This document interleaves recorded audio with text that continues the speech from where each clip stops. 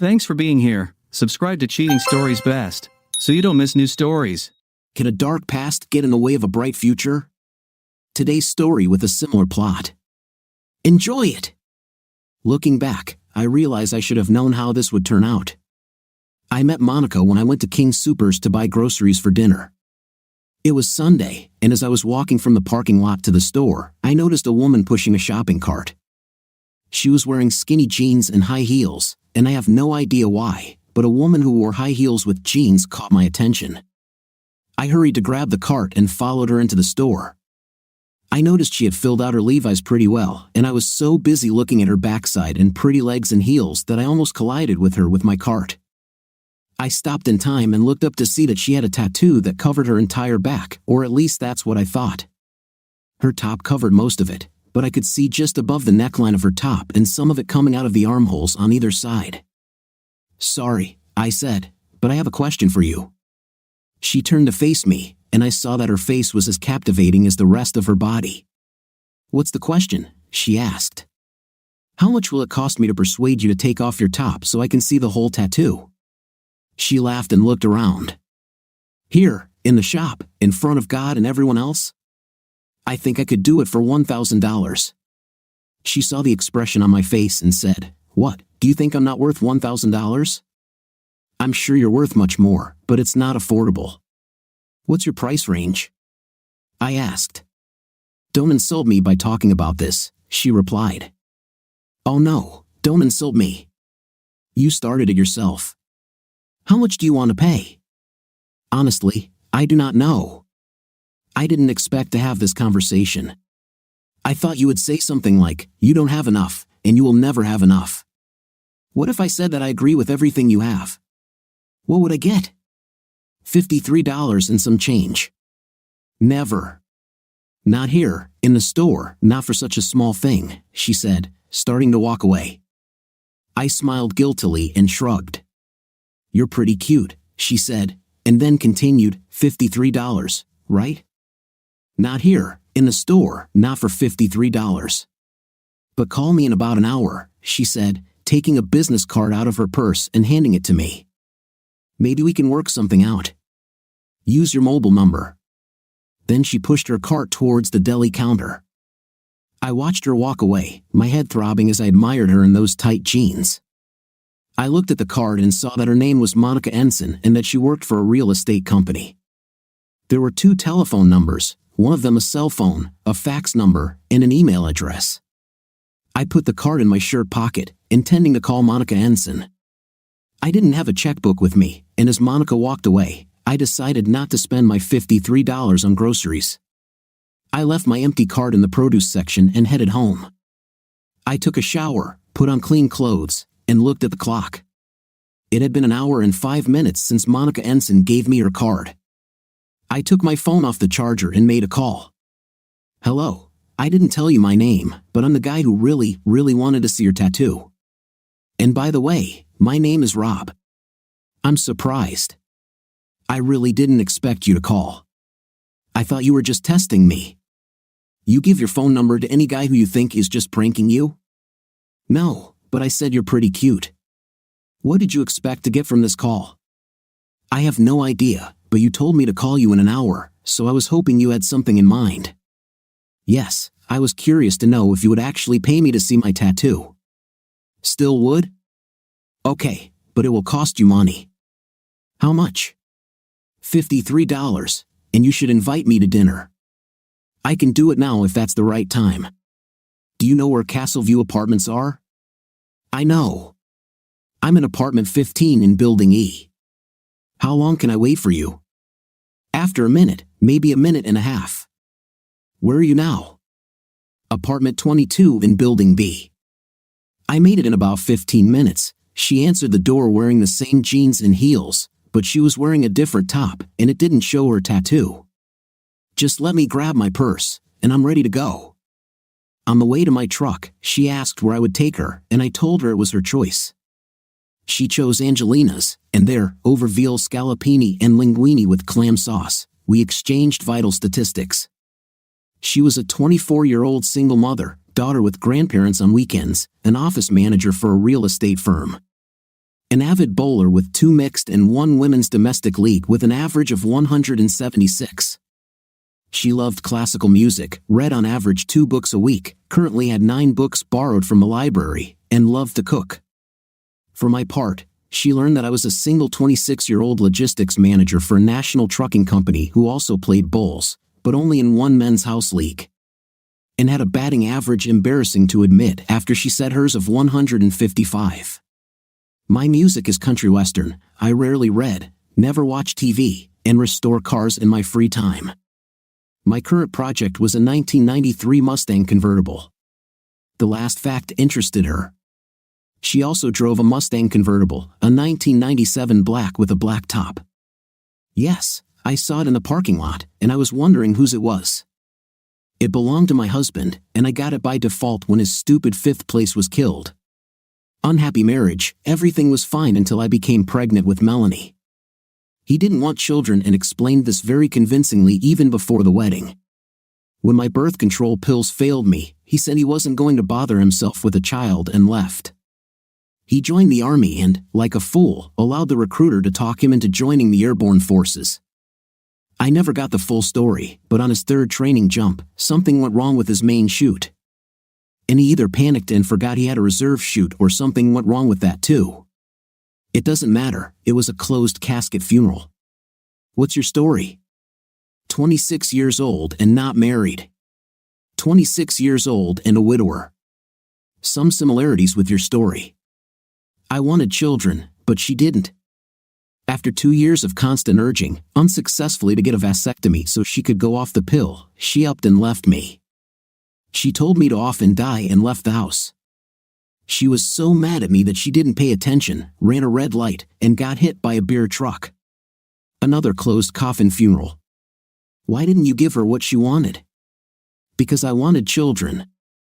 I didn't know that a vasectomy could be reversed and thought that if she could ever change her mind, I needed to be functional. The irony of the situation is that it didn't matter because it turned out that I was infertile and would not have been able to father a child anyway. How did you find out? Sad story, but the short version is this. The girl I was dating said that she was pregnant and that I was the father. I knew she wasn't in an exclusive relationship with me, and I didn't believe her. I told her that if the DNA test showed that I am the father, then I will marry her, otherwise not. The test showed that I am not the father. 3 months later, at a party, I was having drinks with an ex-girlfriend who asked where Sally was, and I told her the story. She said she could tell me I wasn't the father without even bothering to do a DNA test. I asked her how she could say that. She told me she never took the pill, and we did it dozens of times when she was at her most fertile, and I never got her pregnant, so it probably wasn't possible. Since I really wanted children, I decided it would be better to test everything, and then I discovered that I couldn't do it. If I want children, I will have to marry a woman who already has them. When we arrived at her house, she invited me in, sat me down on the sofa, and offered me a beer. When she brought it to me, she handed it to me and said, "That's $53, please," and she stood there holding out her hand until I took the money out of my pocket and handed it to her. She went to her purse, put the money in it, and then came back and stood in front of me. She took off her top and slowly turned around in front of me. What do you think? Was it worth paying? No, you're deceiving me. Am I lying? How am I cheating? I paid to see the whole tattoo, and your bra covers part of it. Oh no, you won't deceive me. You paid for me to take my top off. You didn't say a word about a bra. My exact words in the store were, "How much will it cost me to make you take off your top so I can see the whole tattoo?" The intention was to see the entire tattoo. Earlier on the phone, you told me $53 to see this tattoo, and there was no mention of only removing the top part. You told me you wanted to know if I would pay to see the tattoo. The agreement was that I would see the entire tattoo. Then it's okay, I think we'll have to compromise. I'll take off my bra, but you'll have to take off your pants and panties. Why? Because you want to see my tattoo, and I want to see what you waved at me from your pants on Saturday. It was not difficult, and I began to unbuckle my belt. As I pulled the zipper down, Monica unclasped her bra and shook it off. Her bra fell to the floor at the same time as my pants and boxers. Monica managed to get a good look at everything. Monica slowly turned around in front of me, and I saw the entire tattoo as well as what the bra was covering. Monica's breasts were fantastic. I wasn't much of an expert on breasts, but I guessed they were size 36. They were cone-shaped and stuck straight out of her chest like the nose cones of rockets. "Well?" Monica asked. "What do you think?" "They are fantastic." "This is just one tattoo." "What tattoo?" "I'm talking about your breasts." "She is gorgeous." "You are a cheater." "You never wanted to see my tattoo. It was my chest the whole time." "No, it is not true. Your tops, both the one you wore to the store and the one you wore tonight, were loose, and I couldn't even tell what kind of breasts you had." She looked down at me and said, "You probably like them if they have that effect on you." She knelt down in front of me. After about a minute, she stood up and, leaving her stilettos on, took off her jeans. As she came out of them, she told me to hurry up and take off the rest of my clothes. I quickly complied, and then she led me to her bedroom. I lay there, trying to catch my breath. Incredible woman. I saw a lot of her tattoos, mostly geographical markers like honey pot or gate to heaven, but I won't talk about their location. We went 4 rounds before I got out of bed and walked into the living room to get my clothes. When Monica said, "Where did you go?" "I'm done, baby. I have nothing more to give. Get your 5th place back. You can't do what you did to me and then leave without giving me some cuddle time. Then you need to set the clock to 6. Tomorrow is my work day." "Me too, and the clock is ready at 5:45. I climbed back onto her bed, she snuggled up to me, and within minutes, I was in dreamland. The clock struck, and I woke up to Monica clinging to me. When I moved, her eyes opened, and she said, "Good morning, lover. Time for a quick wake-up call. Not if I'm going to get to work on time, and my boss is a stickler for punctuality." "I don't think I like him," she said, getting out of bed. When I was dressed and ready to leave, Monica walked me to the door, kissed me, and then said, "I'll pay you $53 to come back tonight." Was I going to say no? That evening, she answered the doorbell without clothes and with money in her hand. The evening repeated the previous one, and in the morning, getting ready to leave, I said, "I'll give you $53 if I can come back this evening." I was not surprised when she replied that she agreed to the deal. Over the next 3 days, money passed back and forth between us until Saturday. "Sorry, lover, but Melanie is coming home tomorrow afternoon, so I'll have to start acting like a mommy again." "Mommies can date, right?" "Yes." "Then use $53 to pay for the babysitter." "What kind of evening is suitable for you?" "I can do it on Tuesday." This is a date. On Tuesday evening, I met 6-year-old Melanie, and she stole my heart. Monica introduced us. I extended my hand and said, "Nice to meet you, Miss Melanie." She took my hand and shaking it said, "You're good. Are you my mommy's friend?" Mommies need friends. I'm trying really hard to be your mommy's best friend. I like you. Do you like him too, Mommy? I like him, honey, Monica said. Just then, the nanny showed up, and after a few final instructions regarding Melanie, Monica and I headed out to dinner. Leaving her apartment, I asked, expecting her to name the restaurant, and she giggled and said, "To Building B." I haven't gone shopping yet, and there isn't much food there. It will be when we get there. I can be a little slow sometimes, but I understood what she said pretty quickly. When we got to my apartment, she started undressing before the door was completely closed behind us. Since our apartments had the same layout, she immediately knew where the bedroom was and headed there. She was lying on the bed, waiting for me to take off the last of my clothes. "Dinner's waiting," she said as I climbed onto the bed and pounced on her like water in the desert. I don't know what you think of me, lover, but I'm actually not as easy as you think. Judging by how things went, I admit that I was like that once.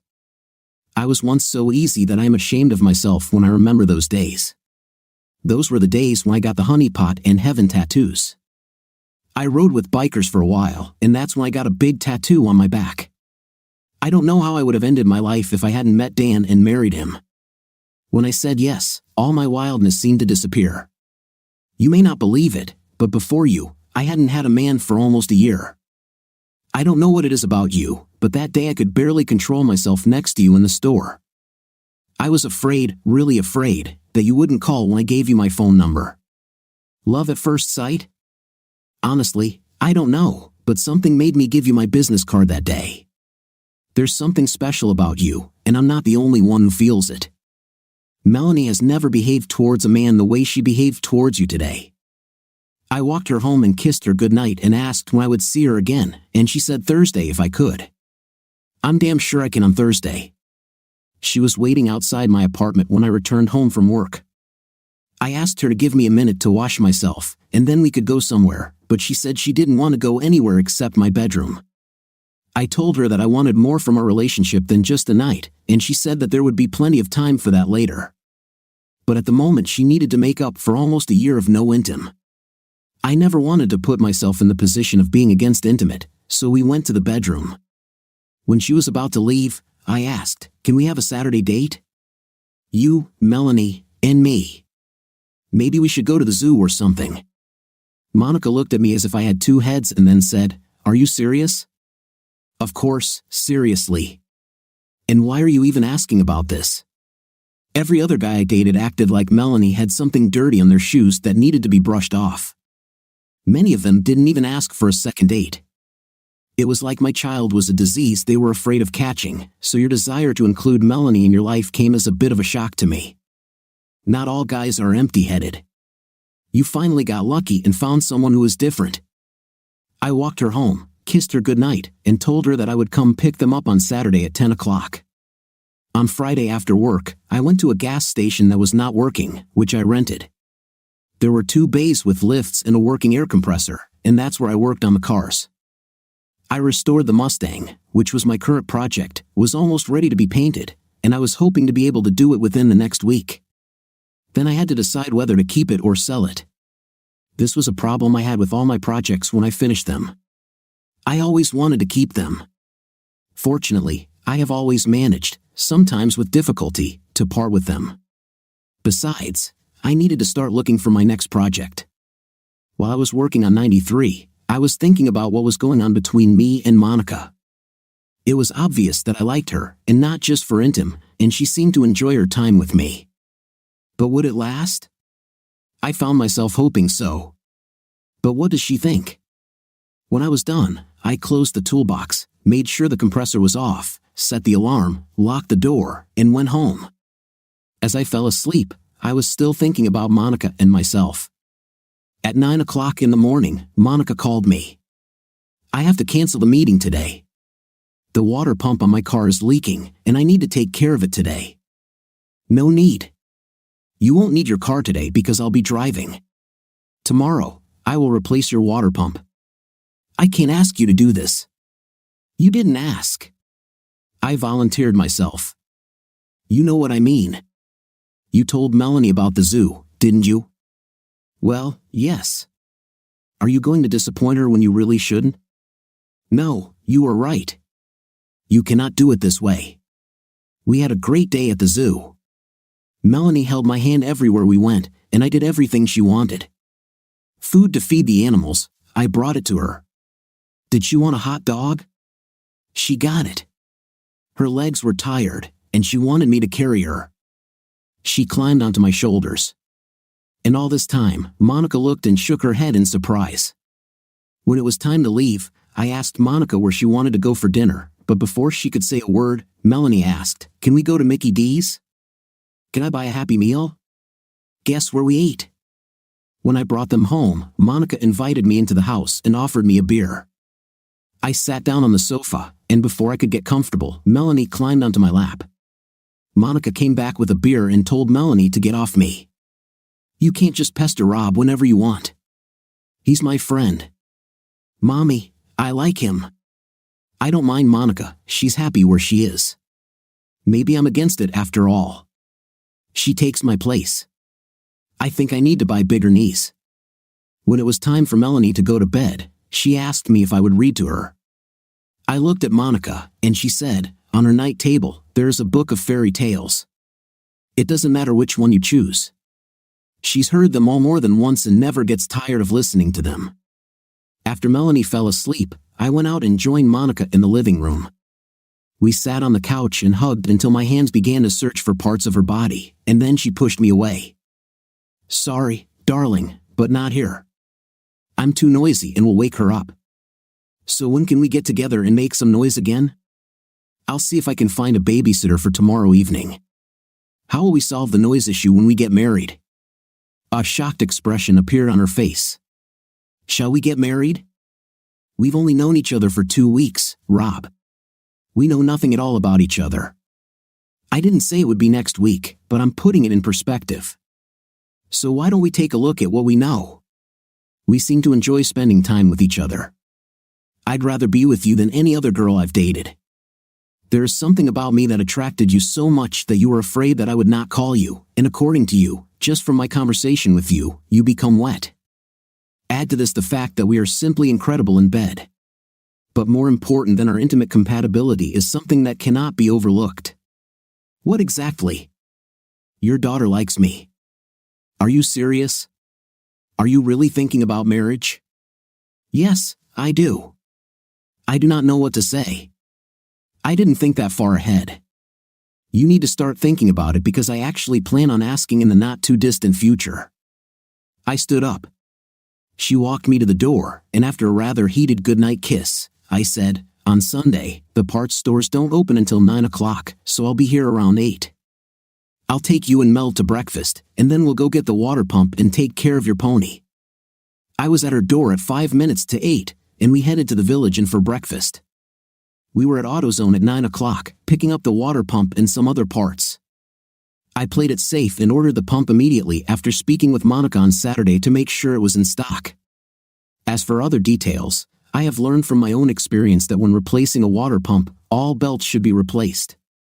We went to the station and changed the pump while Monica read, and Melanie repeated that she was going to help me. I let her hold the wrenches for me and pretended it was a very important job. When I was done, we drove back to AutoZone so I could get reimbursed for the replacement part, and then I asked the girls what they wanted to do next. On the way to the gas station, we passed by a park, and Melanie saw children playing on the swings and slides, which meant she wanted to go there. While I was pushing Melanie on the swing, Monica was using her phone, trying to find a babysitter for the night. We were lucky, and she found one. We went to McDonald's to get dinner early, and then I took the girls home. The nanny showed up, and as soon as we left her apartment, Monica said, "Don't make a fool of me, and don't ask where I want to go. If you don't yet know the answer to this question, then you need professional help." We had to finish at 9:45 because the nanny couldn't stay until 10 o'clock. As I walked Monica home, I asked her when we could meet again. "I don't know, Rob. Fall leagues start next week, and I've already committed to playing in 2 leagues, so Tuesday and Friday will be busy. I decided to give up one of the mixed leagues this year." "What night are you bowling?" "It was supposed to be Wednesday, but I might give that up. If I play on Wednesday, then the week we will only have Monday and Thursday, and I want more. In fact, you won't have those days, at least not for making love. We could see each other but not have a night." "Why?" "Because I can't afford to pay the nanny more than for Tuesday and Friday, and maybe one more night. You don't have to pay a babysitter to go bowling, Mel can stay with me. This will free up your babysitter money for other nights, and I'll pay for any babysitter for the weekend. There are other problems, Rob. There are evenings when I have to work late. It doesn't happen often, but it does happen. And who will look after meals when that happens? The main thing, at least for me, is that I spend as much time as possible with you. You still don't get the whole picture, Rob. I need to spend time with my daughter. I can't just leave her with the babysitter every night. The best you'll get from me is the weekend and maybe, just maybe, an occasional day during the week. Can't the evenings you spend with Melanie include me? Some of them can, but I still need to be alone with her. It sounds like you're trying to cut me out of your life." "Okay, Rob, time for the truth. I'm not trying to cut you out of my life, but I'm trying to slow down. Talking about marriage after we've only known each other for 2 weeks scares me. I never even thought about such things. I need time, Rob. Time to get to know you better, time to see if we can live together honestly. I agree with you that we seem to be off to a good start, but I'm not as confident as you are that this will last. At least for now, I think I see it. Maybe I went a little overboard, but in my defense, I've never felt so confident that something is just perfectly right before. I'll step back and let you set the pace. Can I make an offer that guarantees me at least one night during the week? I don't know. What is this? You and I will play bowling in a mixed league. I'll treat it like a date night and take care of the babysitter. Maybe in the league you were thinking of quitting? Well, that's a great idea. And in keeping with the fact that you need to get to know me better, would you and Mel come with me to a barbecue at my parents' house next Sunday? I wish I could. I know I said I'd let you set the pace, but could you and Mel have dinner with me tomorrow night? I make some damn good meatloaf. I think we can do this. Say at 7 o'clock? We will be there. On Monday, I was home by 5:30 and immediately got to work on dinner. By 6 o'clock, it was already in the oven, and then I spent a little time putting things in order in the apartment. Monica had been in the apartment before, of course, but with her tendency to head straight to the bedroom, I don't know how much she'd actually seen. And I didn't want her to think I was a slob. It wasn't in bad shape, but it wouldn't hurt to try to make it a little better. Monica and Melanie rang the doorbell at 7 o'clock. I told them to relax in front of the TV while I took dinner out of the oven, but Melanie wouldn't hear of it. I'm already a big girl, and I know how to set the table. I showed her where the cutlery was and placed the plates where she could reach them. Monica watched with amusement from the living room as I sort of hovered over Mel to make sure she didn't drop or break the dishes. But she didn't. She couldn't arrange the silverware correctly, but she had a concept. She had pieces on both sides of the plates, but they were random. On one plate, there was a knife and fork on one side and a spoon on the other. On the next plate, the fork and spoon were on one side and the knife on the other. Still, it was a good try on the part of a 6-year-old. I took the meatloaf and baked potato out of the oven and the salad out of the refrigerator, and we sat down to eat. Melanie monopolized the dinner conversation, talking about her day at school. We heard all about her friends and her new boyfriend, Jeffrey. Boy, I asked, aren't you too young to have a boyfriend? All girls should have boyfriends. Mom has one, which means I should have one too.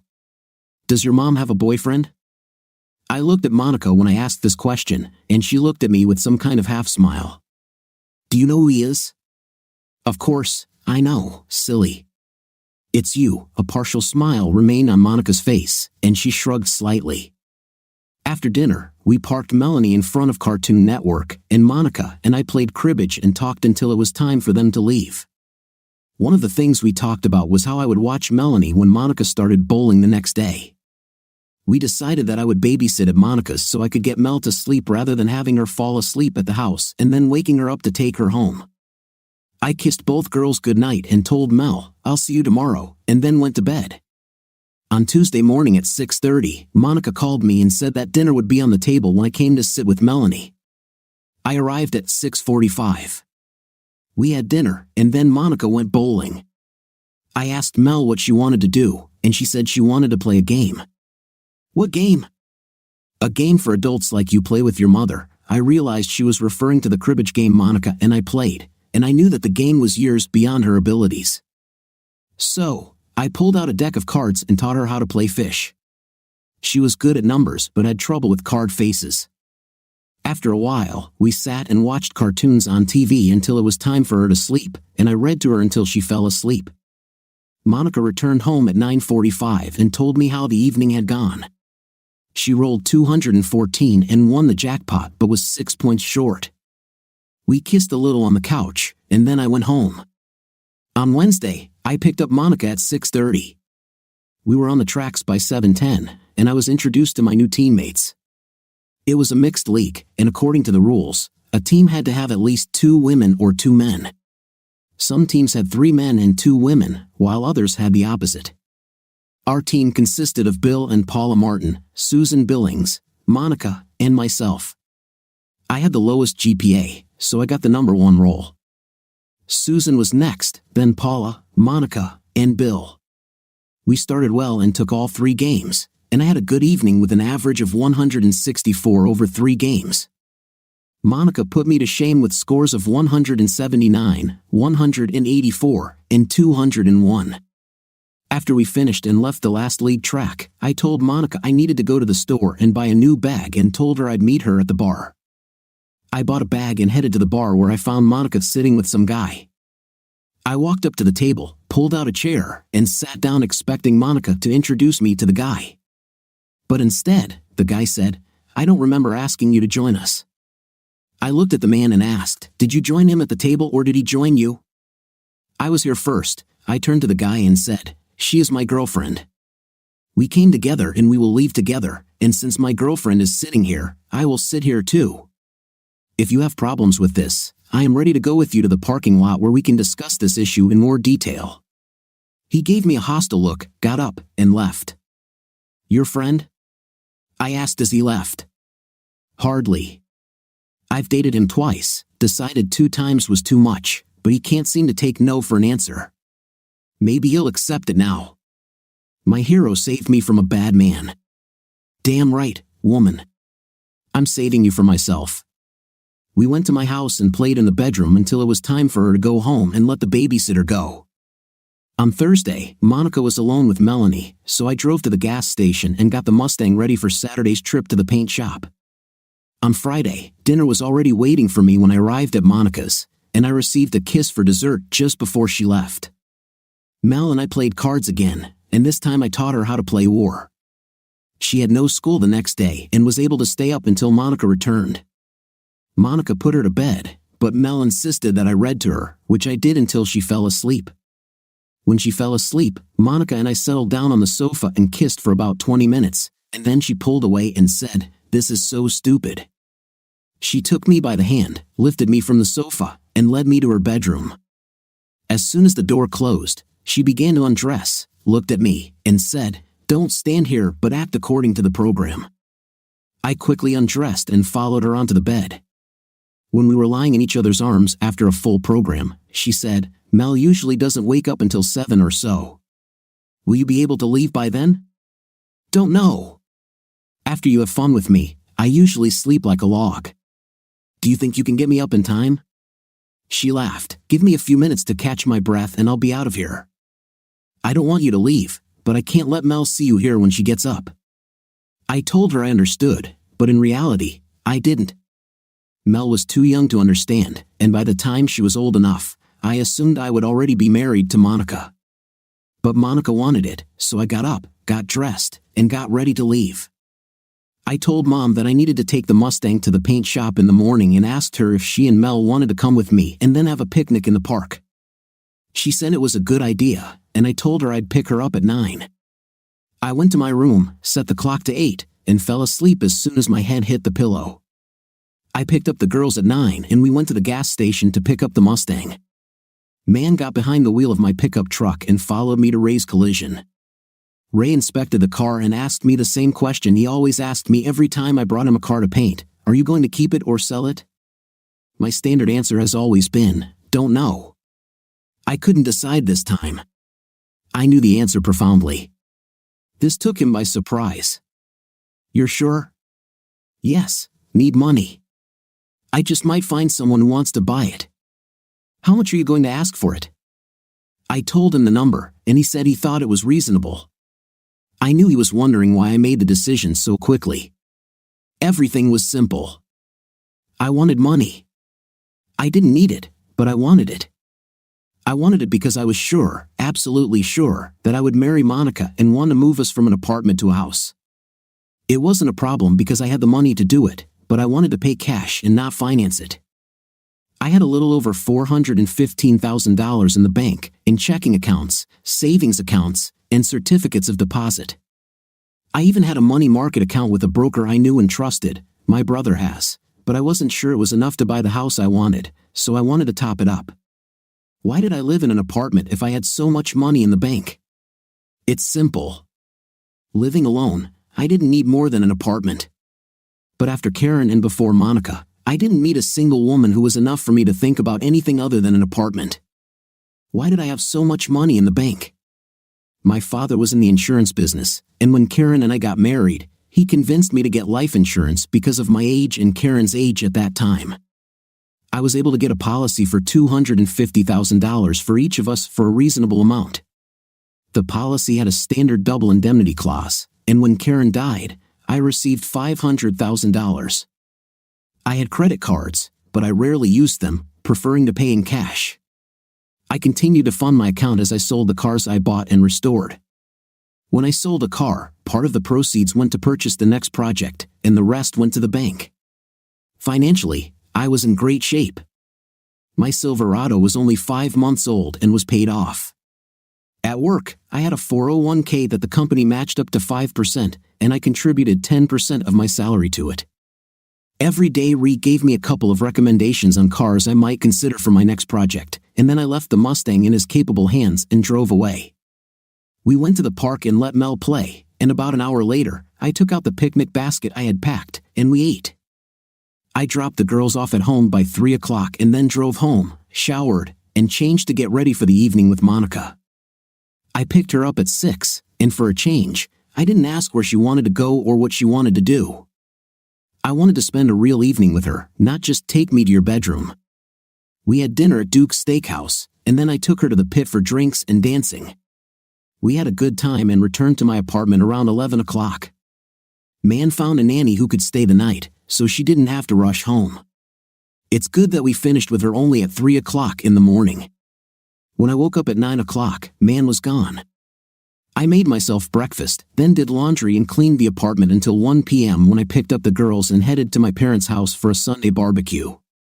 It was a family holiday, and in addition to my parents, there were my brother, sister, their spouses, and 5 children. I owed a lot to my brothers and sisters.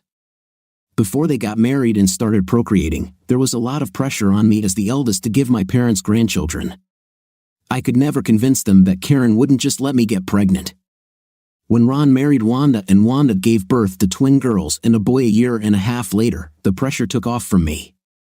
Then Julie married Mike, and within 3 years, they had a grandson and a granddaughter. I stopped hearing from my mother that I couldn't give her grandchildren. My whole family seemed engrossed in Monica and Melanie.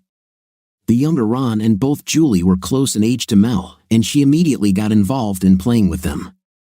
Mom, Wanda, and Julie quickly took Monica away from me, no doubt to get dirt on me and give some of theirs away. And I ended up freeing Dad from grilling so he could have a beer or two and chat with Ron and Mike. It was a good day, and as we were getting ready to leave, both Mom and Julie told me that I would be a fool to let Man go. "She's perfect for you," Julie said. On the way home, Monica said she really liked my family, and Mel said she hoped she could see Jack, Marvin, and Jessica again. They were a lot of fun to play with. I dropped the girls off, received kisses from both, and then headed to my apartment and to bed. On the way home on Sunday, Monica told me that she and Mel were supposed to go to her mother's, so she doubted she would see me until Tuesday. Monday, when I got home from work, I went to look at a couple of promising cars that Ree had given me for my next restoration project. I found a '91 Silverado that I liked, and I made the man an offer, which he accepted. I wrote him a check, called Westside Towing, and arranged to have the pickup truck transported to the gas station. Tuesday and Friday were almost identical to the previous week, except that on Wednesday, after bowling, Em told me that we were invited to her parents' house for dinner on Saturday. On Saturday, I met her parents, and I immediately liked them. I got the impression that they liked me too. They kept Mel at their place for the night, so when I took Monica home, I stayed the night, and this continued until noon the next day. I came to the conclusion that I was in a good situation, and the only reason I could stay with her was because of my daily trips to the gym. There was a 24-hour fitness center 3 blocks from my work, and I spent most of my lunch breaks working out there. I took Mom to Red Robin for lunch, and then we picked Melanie up.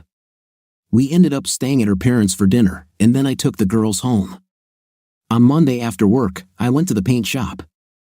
I called Ree and told him I was coming, and when I arrived, he introduced me to a man who was interested in buying the car.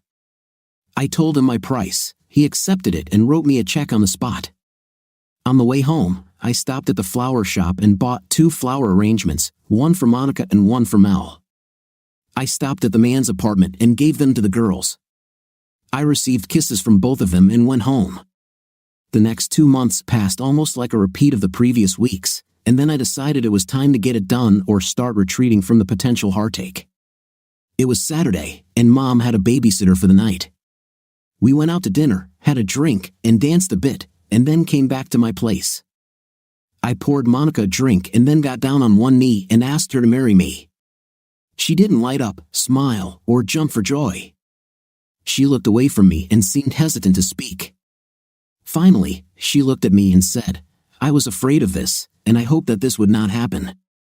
I've been very happy in our relationship, honey, but I think it's confession time for me, and you might want to retract your proposal when you hear what I have to say.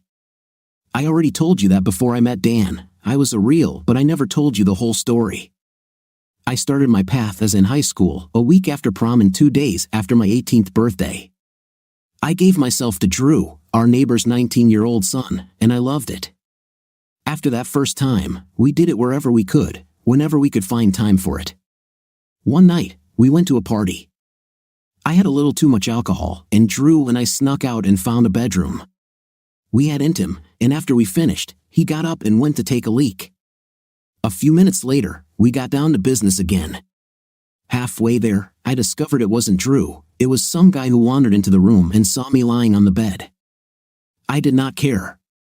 Later, they told me that 9 guys spent that night with me, and 3 of them more than once. After that night, I was practically a toy for Drew and his friends. Threesome, foursome, gangbang, I did it all and did it voluntarily. After graduating from high school, I attended a local community college. Drew and most of the other guys I talked to had athletic scholarships to 4-year schools, but Drew had a cousin who went to community college, and he set us up with him. Archie ran with a group of bikers, and I rode with Archie. At first, it was just Archie, but later, it was a whole gang of bikers.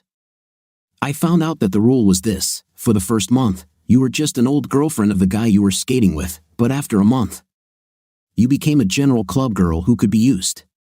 During the first month, you were brought up to speed so that you could leave if you wanted. If you stayed there after the first month, it was taken for granted that you knew what you were getting into. I couldn't wait for the first month to be over so I could get back to my usual night routine. Nobody forced me or pumped me full of illegal substances, I just liked intim. In the second semester, my first class was business law, and the guy who sat next to me on the right was named Dan. I know most people don't believe in love at first sight, but this is the only way I can describe what happened between me and Dan. I left the biker gang, put aside all thoughts of multiple partners, and focused solely on Dan. We got married, and I expected to live happily ever after. Dan was open about the fact that he didn't want to have children, and he made sure I understood that before we got married. Then the pills failed me. Looking back, I think I should have supplemented the pills with my diaphragm, but I didn't, and ended up pregnant. Dan said it wasn't a problem, and we just arranged the abortion. I refused, even though I didn't really want to be a mother, I just couldn't go through with the abortion.